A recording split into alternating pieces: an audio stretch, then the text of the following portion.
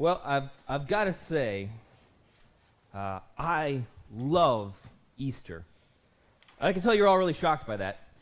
And I get the sense that sometimes when I say things like that, and maybe not you guys, but other people I talk to say, well, of course you like Easter. You're a pastor. Isn't that what we pay you to do? Don't we pay you to love Easter? But just a little perspective, as far as reasons I like Easter.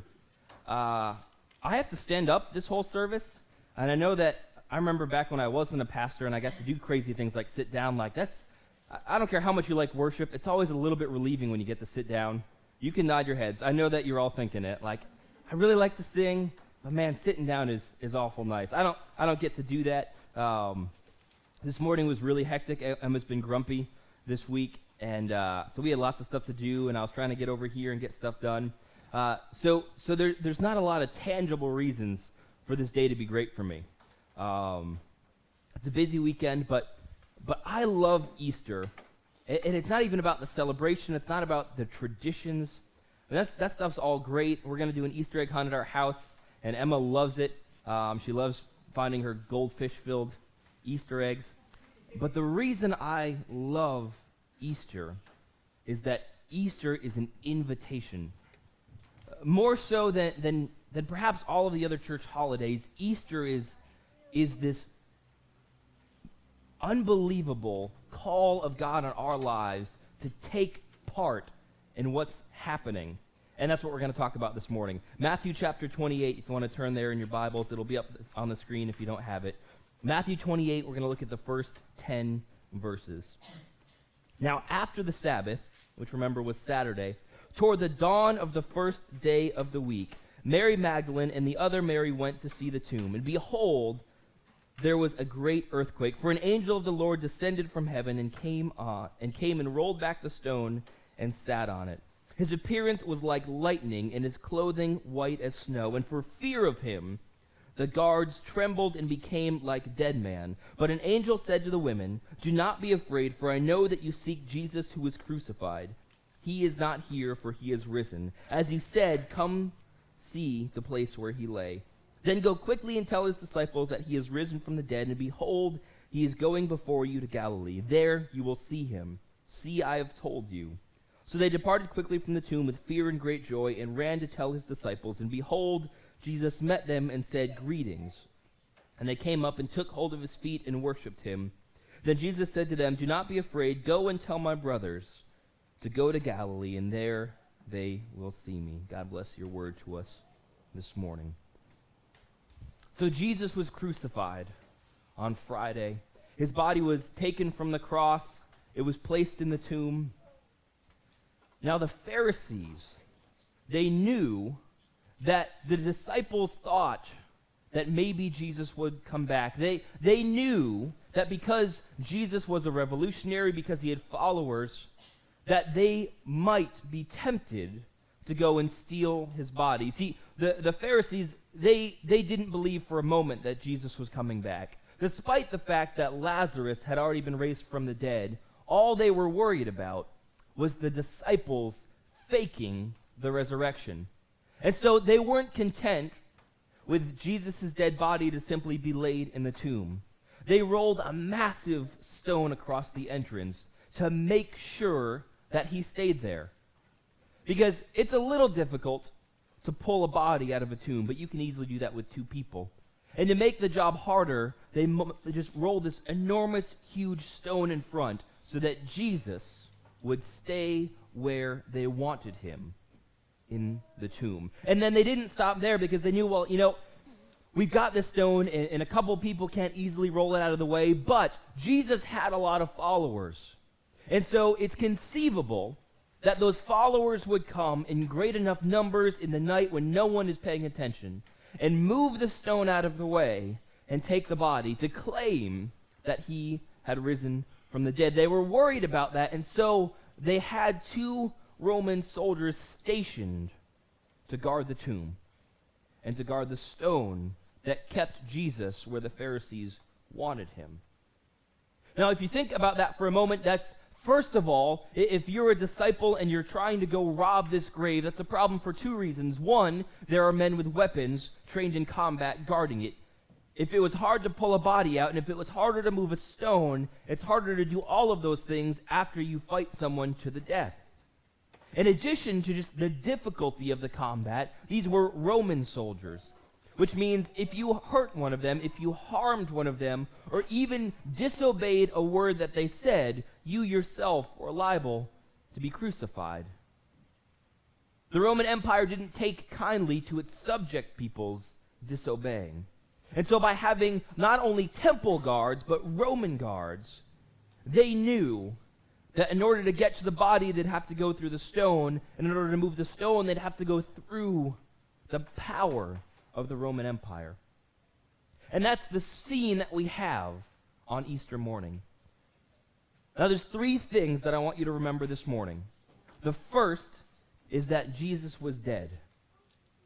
He was pulled off the cross. He didn't have a pulse. He wasn't breathing. And clearly by the wounds he had taken, no one could survive, even when he came down off the cross. There was no surviving. And he had been in the tomb for days at this point. Even if he was alive for a little bit, which he wasn't, he was surely dead. The first thing to remember, Jesus, the morning of Easter, was completely dead. The second thing to remember is that the stone was there with the sole purpose of keeping him in. That's the only reason it was there. Jesus was dead. The stone was there to keep him in. And the third thing, remember that there were soldiers stationed to guard the stone. We're going to come back to this in just a couple minutes. Here's what I love about the Easter story. You realize that evil never changes. Do you realize that the things that Satan has been doing from the beginning of time have never changed? That the world spiritually flows in a cycle, and it keeps repeating the same thing. Let me tell you what I mean. If we look back to Adam, Adam had a very specific purpose. His purpose was to live in the garden, to not die, to live within the presence of God, and experience life forever.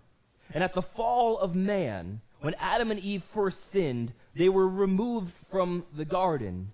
And so what Satan did is he entered that place of perfection where Adam and Eve dwelt and were supposed to forever. He reached into that. He reached into the purpose with which God created them, and he pulled them out of it. And then they had to leave the garden and go out into the world. They had to work, they had to endure pain, and then they died. Skip ahead to the Israelites. The Israelites were created to be their own nation. They were created to have God as their king and no one else ruling over them. They were created, and their purpose was to be in the land of milk and honey, of just abundance and overflow. And they too sinned. And Satan reached into the heart of the Israelite nation where the people were supposed to serve God with love and with passion. And he pulled them out of that. They were sent into exile over and over and over. They were taken over by kings, and they were literally pulled from the nation that God had for them. And then we move to Jesus. And this is why I love Easter, because Satan tried to do the same thing. You see, in all of these instances, and the Old Testament is full of these, I just chose two, but in all of these, humanity sinned, which opened themselves up to Satan pulling them from their purpose. Adam and Eve chose to eat the apple, and until they did that, he had no power over them. In the same way, the Israelites, when they obeyed God, there was nothing that Satan could do to them, but as soon as they turned their back, they gave him the power to pull them from their purpose. But Jesus is different. You realize that Jesus didn't go to the cross because he deserved it. He went to the cross because I did, and because you did. And so Jesus looked at this cycle. He looked at this, I've given these people a purpose, and they rejected it, and Satan had pulled them out of it and placed them far outside of my kingdom. He looked at that, and he set himself, he jumped right into the middle of it. When Jesus hung on the cross, it wasn't because he made a decision that led to it through sin. It was because he made a decision that led to it through love. And that was the only time in history when Satan pulled someone from their purpose when they didn't sin. Because Jesus' purpose was never to die, any more than your purpose is to die. Jesus was created to be, well, he wasn't created, he came to be loving. He came to us to be caring and compassionate and to heal and to preach. And instead he chose to take our punishment and to be pulled from life. But what happened is he didn't stay there. When Satan pulled Jesus' breath out of him, when he pulled him out of the world of the living, he wasn't able to hold on to him. And Jesus broke that cycle, you realize. That cycle that he jumped into for us, he blew it all to pieces. But here's the thing, church. That cycle continues today. It didn't stop. Satan didn't give up on doing what he tries to do on Easter morning. He doesn't have any new tricks. He's still doing the same thing. And so I want you to think about this. What if we look at the Gospel of Matthew and what happened on Easter morning, not just as a historical account of something that happened 2,000 years ago, but what if we look at it as a promise for your life today? Think about this. Satan does everything he can to bring sin into our lives. And everything in the world that is dark, everything in the world that brings death and destruction and pain starts with sin. I think that the most miserable people I see often are people whose spouses have cheated on them. And it happens more often than I want it to. But the brokenness that I see in that person, that didn't happen by accident. That happened because of a choice, and that happened because of sin. And most of us in our own lives, when we mess things up, when we find ourselves in dark places, it all started with sin. Because Satan wants every single one of us to be right where he put Jesus, which is in the grave. And not just eventually, we're not just talking about physical, I'm talking about spiritual death. You see, Satan knows that every single one of us is going to die eventually. Every single one of us, someday, the breath is going to run out, our hearts are going to stop, and our body will be laid to rest. So he doesn't really have to work much on that one. He doesn't have to strive to make sure we end up in the grave, because we're all going there in this life at some point. Where Satan focuses his attention is your life within. Where he focuses his attention is getting you to stray from God's plan for your life and getting you to walk away from God's purpose for you, the same way he did with Adam and the same way he did with the Israelites. Because he looked at those and he said, I don't want Adam to be happy. I don't want him to have life. I don't want him to have purpose. I want to get him as far from that as possible and make his life as miserable and as painful as I can. He looked at the Israelites and he said, I don't want them to be led by God. I don't want them to have abundance in their nation. I don't want them to have peace. I want to see their men and children killed. I want to see them beaten. I want to see them removed. I want to see them enslaved. And he tore them to shreds. And Satan, hear me, church, he wants the same thing for you. He doesn't want to see you living in the purpose that God has for you. And so often, we allow him to do that. We allow him to pull us from the purpose that God has for us, and we live in the darkness of the grave. And sin reigns in our lives. That can mean a lot of different things for different people. For you, maybe it's anger. And the entire scope of your life is just shrouded in the darkness of a bitter spirit. And it affects everything you do. You're never happy. Any happiness you get, you lose in just a moment. Maybe that's the grave that Satan has you in. Or maybe it's drugs or alcohol, and you're wasting half of your paycheck. You're wasting your time. You can't think straight half the time you're alive. You realize that God created you to think clearly, that he gave you a brain for a reason and for a purpose, to use it for his glory. Maybe it's sexual addiction, and you go through your whole life not being able to see people for who they are, but for what they can do for you. Maybe it's selfishness, maybe it's greed. But there's one thing I know, that whatever your sin is, it will consume you if you let it. And in the same way that Jesus in the tomb was completely shrouded in darkness and there was no light to be had, sin will do the same thing in your life. And Satan keeps doing the same things, because it's not about just the sin, because you can make a decision one day to walk away from sin. And Satan doesn't want you to do that, so he did what the Pharisees did for Jesus as they were animated by the spirit of Satan. He says, I want you to stay in death. I want you to stay where I've put you. And Satan rolls a stone in your life. Do you realize that? And what it looks like is addiction. And so maybe your problem is alcohol or drugs. And Satan says, look, it's not enough for me that you just enjoy those things. It's not enough for me that you just like to have one too many. I'm going to place addiction in your life to make sure that even if you want to leave, I'm not going to let you. That even if you wake up one day and say, man, I'm done. I'm not touching another bottle. I'm not touching another pill. I'm not touching another syringe. He puts addiction in your life, so when you try to walk out of that tomb, you walk straight into a stone wall. And maybe you get 2 or 3 days, maybe you get 2 or 3 weeks or months. But finally, in your attempt to walk away from the death in your life, you come across that stone that's rolled across. And there's nothing you can do to get past it until somebody moves it out of the way. And he doesn't even stop there. The Pharisees placed soldiers, and Satan does the same thing in your life. Do you realize that most sin becomes addiction? I don't care what it is. I don't care if it is jealousy. You can be addicted to having that in your life. All sin is addicting, and Satan puts soldiers in it to guard you. They look like enablers. Maybe it's a person, maybe it's a thing. Maybe it's your drinking buddy. Maybe it's the people smoking outside of work. Maybe it's your dealer that's calling you when he hasn't seen you for a week or two. Maybe he's giving you free samples to draw you back in. Maybe it's a person that you work with or you go to school with that's incredibly attractive and pulls you out of a healthy relationship.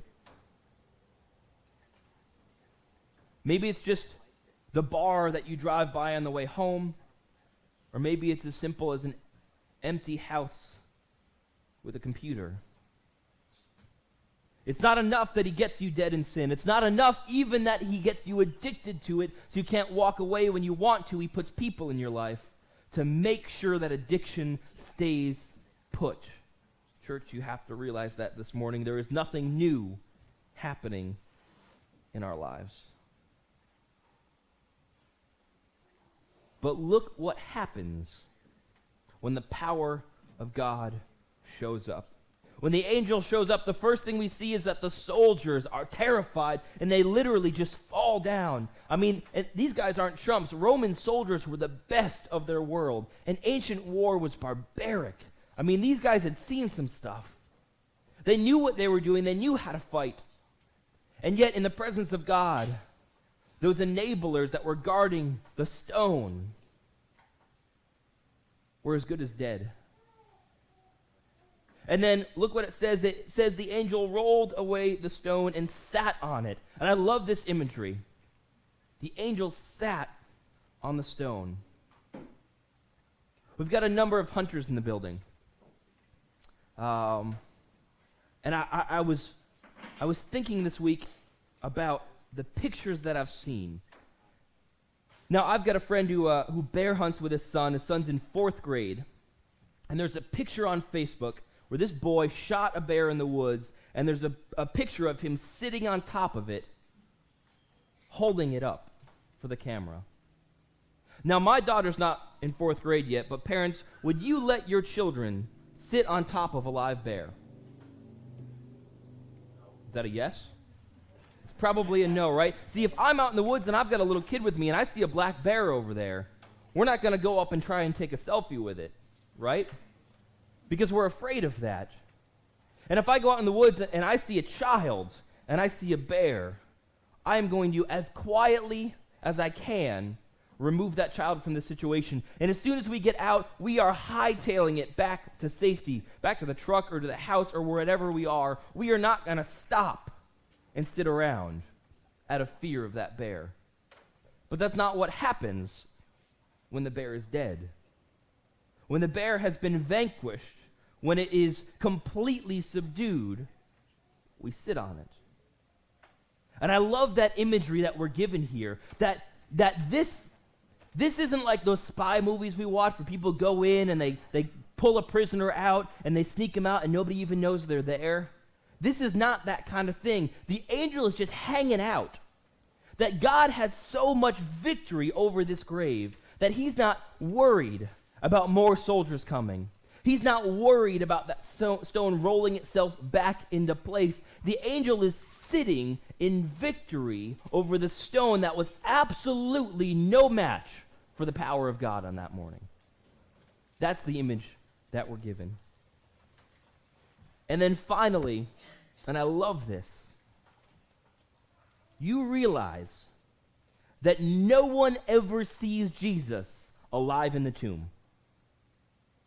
No one ever walks in and sees Jesus like stretching his arms out. They don't even see him walk out like they did with Lazarus. He's just gone. That when the women get to the tomb, there's no remnant of Jesus except for the cloths that bound him there. He's not hanging out in there. He's not in the vicinity. He's got nothing to do with it. When the women get there, the tomb is empty today. He's no longer there. And church, do you realize what that means for you?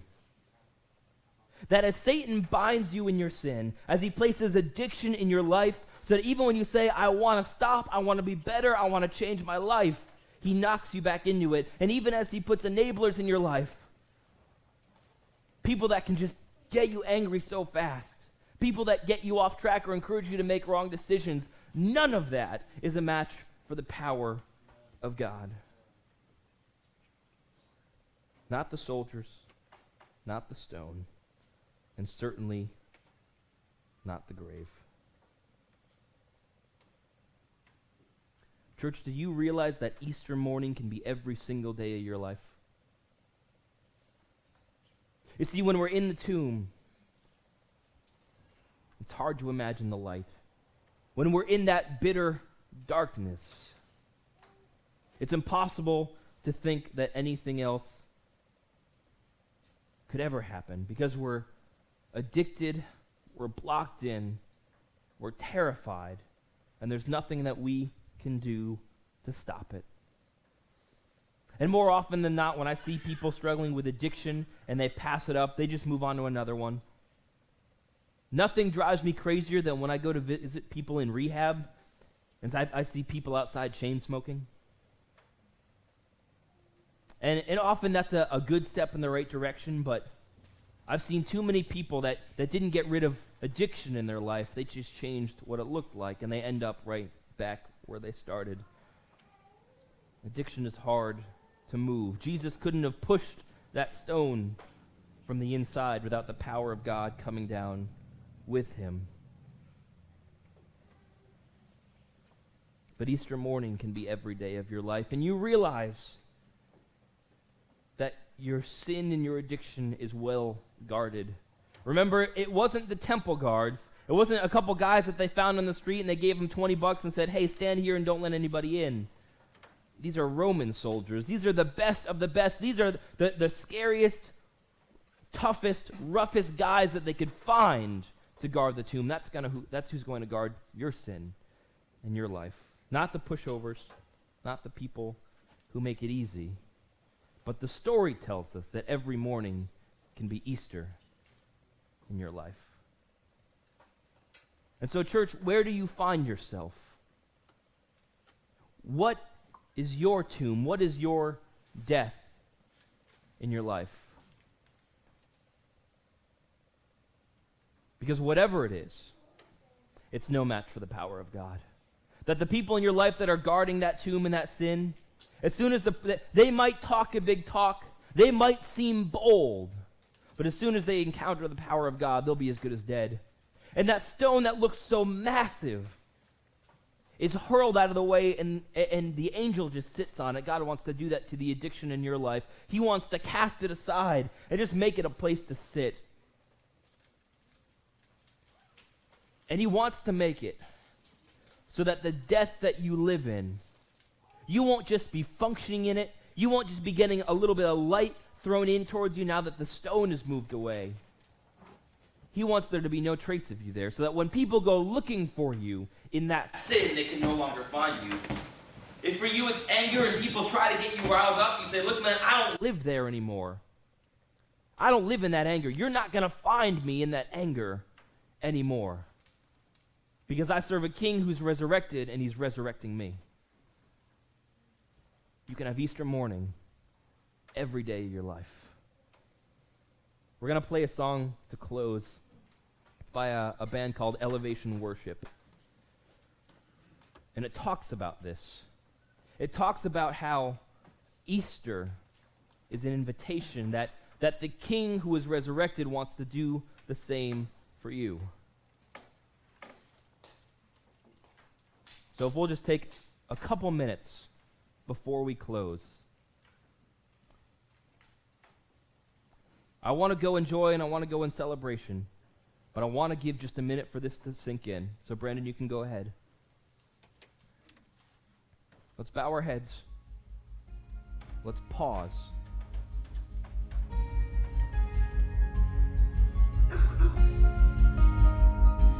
If you want to come pray at the altars, you're welcome to do that. No pressure. What is the grave that you need God to pull you out of this morning?